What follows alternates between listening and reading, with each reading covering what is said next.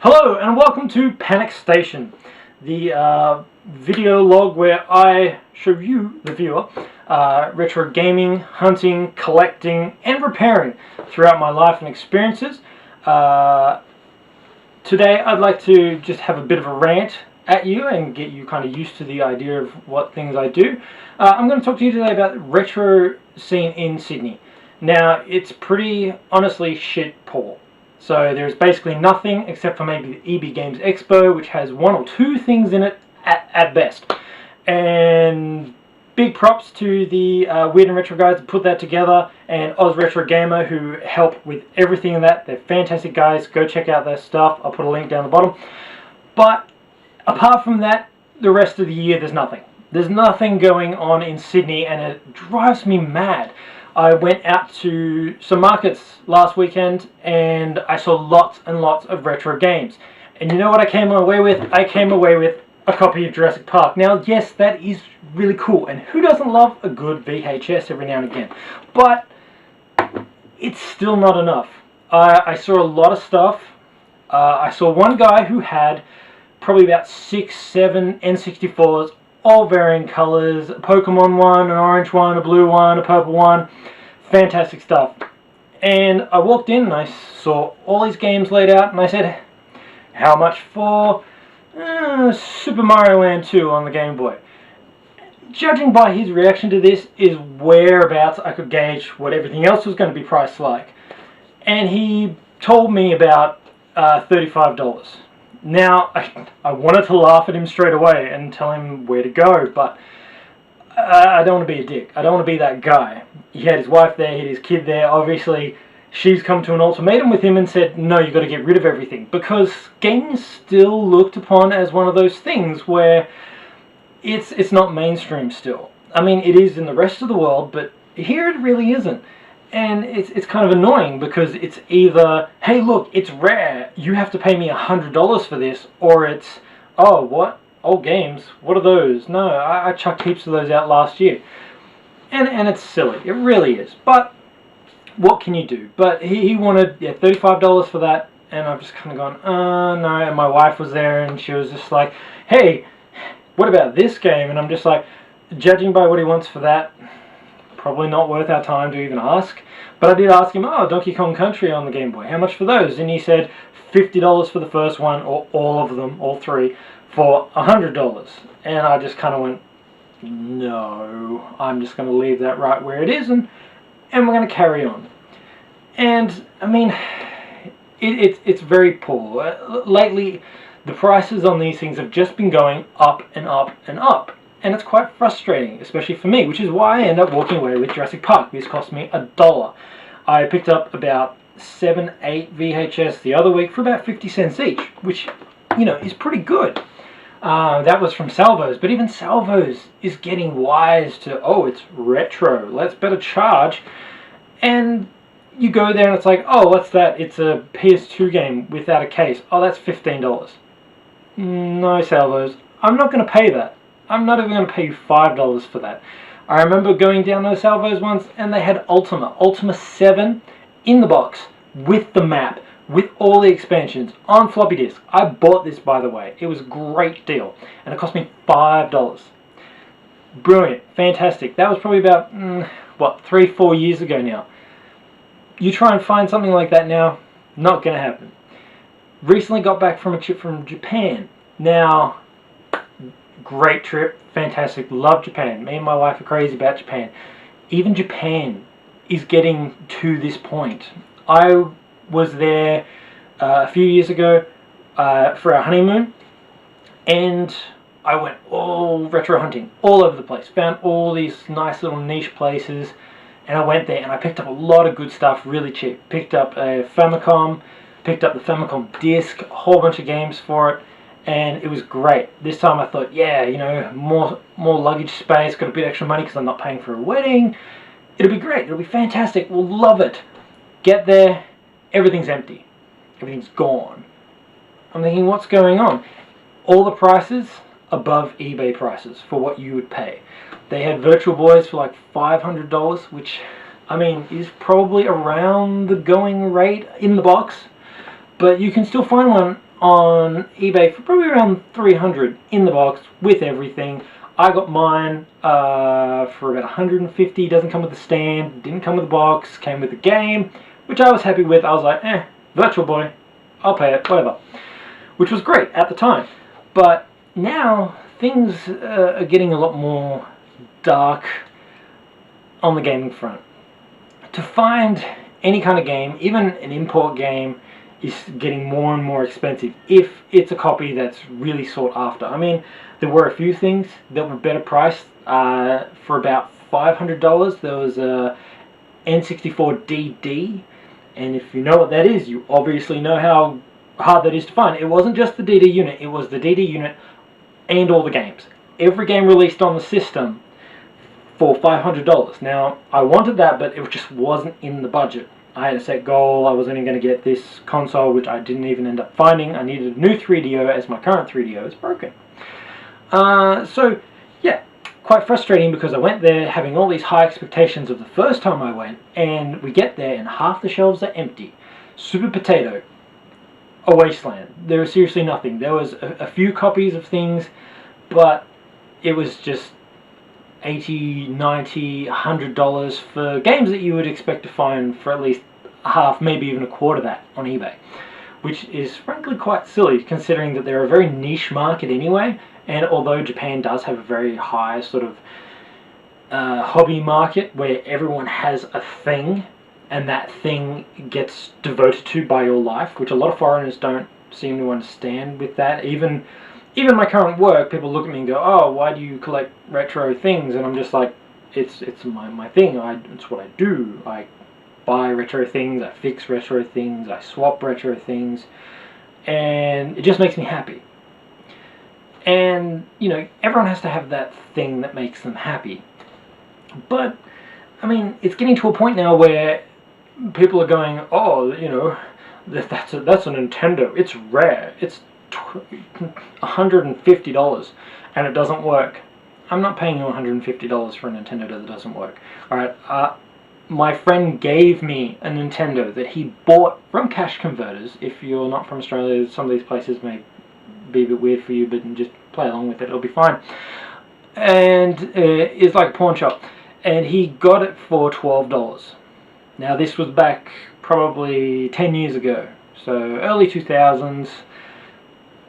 A lot of these things weren't really catching with the hype, so they obviously had it sitting around for ages. They thought, "Oh, what are we going to get for it? We're going to get less than $20 for it. We'll just bob it off for that. That'll be fine." He got it, didn't work, red light flashing. He gave it to me, and I fixed it straight away. About a year ago, I let it sit there for quite a while, because I had a dog bone NES, so it was okay, and all I had was an RF TV to use it on anyway, so it didn't matter that it doesn't have the composite cables. But generally, it's been rather piss poor. I mean, if you're in Sydney and you're interested in getting into retro gaming, talking about retro games, general discussions, please hit me up. Find me on Twitter.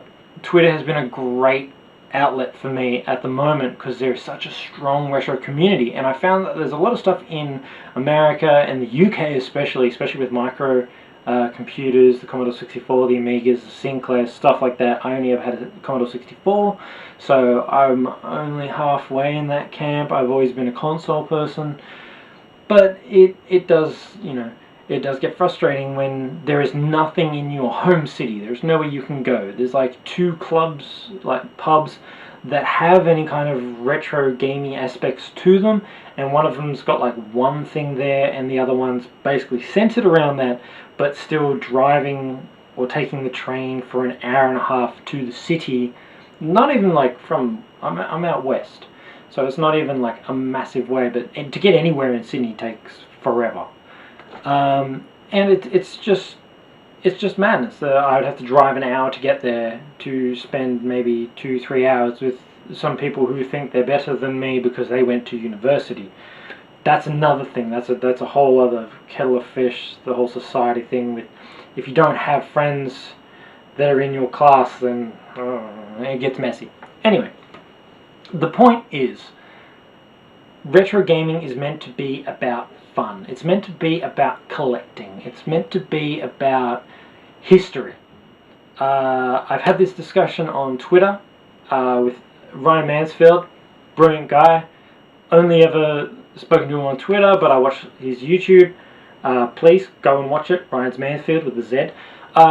And he says that it is very much like this, where I tend to ramble on and I forget my point, as I'm sure you can tell.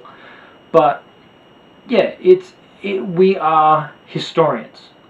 We keep these things not because we're selfish, not because we want to grasp that piece of our childhood. Yes, we do. I mean, I love playing Alex as a kid, and now I love playing it just because it brings back those memories of having to arch my neck and sitting in the kitchen because that was the only TV that we had free in the whole house. But we are about that retro sort of aspect of nostalgia, but it is also about maintaining that history. We are modern archaeologists. We dig, we scrounge, we search, and we look for these things. But instead of being like archaeologists where they dig up bones or they dig up things from an ancient civilization and people go, wow, that's amazing, let's put that in a museum. People look at a lot of modern sort of computing and consoles and they just see it as a very throwaway thing. We're living in a very throwaway society, and I know this for a fact because I'm a mechanic by trade, and when you pull something apart in a car and you say to people, oh, what shall we do with this? Oh, just throw it away, get a new one, put the new one in the car, it'll be fine. Whereas the car that I own, basically everything is so old where you can't just throw it away and buy a new one because you can't get a new one. And it's the same with consoles. It's the same with old computers. You can buy these things and you can pull them apart and repair them and bring them back to a standard that is great for you. But if you don't have anyone to share it with, you start to kind of wax and wane, and you may not find it as interesting as what you would when you see people connect with it. EB Expo, when you walk into the Weird and Retro booth and they've got, the Sega Mega CD, you get people who go, oh my god, what the hell is that? What is this thing? Who've never seen it before. And you can sit there and you can go, oh wow, well this is this. And you can explain it to them. And I mean, 50% of the time you'll get people to go, I don't care about that, don't even talk to me. And the other half of the time you'll get people to go, wow, when did this come out? And it's got full motion video. This is great. This is brilliant stuff. And it was. It was great. The 3DO, the PC Engine, all these things, they were way ahead of their time, and they sunk to the bottom of the pack just because they dared to be different. A lot of people bag out Nintendo for doing that as well, and I don't agree with that because Nintendo's tried a lot of things, Virtual Boy, and they failed. They've definitely failed in a lot of aspects, but they've grown. They've learnt. Power Glove is a perfect example of this. And now we have the Wii and the Wii U, and I reckon they're great. I think they're fantastic consoles. A little lacking in games, but everything was there for a period. But I was a day one owner of a Wii U because I had faith, and of course my faith hasn't really paid off very well. But I trust Nintendo, and I like the games that they do. I'm not a huge Zelda fan or anything like that, but I appreciate them for what they are. So, short and long of it is, retro gaming is about the history. Gaming has a history, and modern computers have a history. And we're getting to that point now where it is a legitimate history. Like, computers have been around for over 60 years now. And the Australian Computer Society, I can't remember their proper name right now, that's annoying me. They're brilliant as well. They are trying to get together and keep all these things somewhere, but they can't do it. They don't have funds, no one thinks it's worth doing. And it's the same polarity with this. People don't reckon it's worth holding them and maintaining them, although there is that museum in Perth now, which is great. But at the same time, it's kind of like, well, yeah, we don't see a reason that these are actually worth anything that we should maintain them. But if you want them, and we have them, we will charge you top dollar for that. And that is what pisses me off. Because you don't actually want it, you just want the money for it. I've had lots of really lovely people just go, oh, you like old games? Oh, I've got this. And they'll just give me a box. And half the stuff will be crap. Half of it will be useless. But the other half will actually be good, solid things. I've nursed back Sega Master System from death because it was chucked in a bag in a garage. Probably the garage had gotten full of water at some point, and I had to take the whole thing apart, clean it. Now it's nice and shiny and looks fantastic. The controllers are dead, but it still plays games, and that's the important thing. Sega Master System 2, so you can play Alex Kidd, but it's only got RF out, so that's kind of annoying, but that's a whole other problem. Anyway, my point is, retro gaming as a medium, as a collective standpoint, if you're into it, get out there. Speak to other people. There are some really good communities in Melbourne and Adelaide, and there's probably a couple in Queensland, but there are none in New South Wales. So if you are interested in New South Wales, get the word out there. I'm not really heavy on using Facebook, but you can look me up on Facebook. Follow my channel, that'd be great. And Twitter. I'll put my tag at the bottom. It's good to meet up with people who are like-minded and discuss these things, because if it's not for us, these things disappear.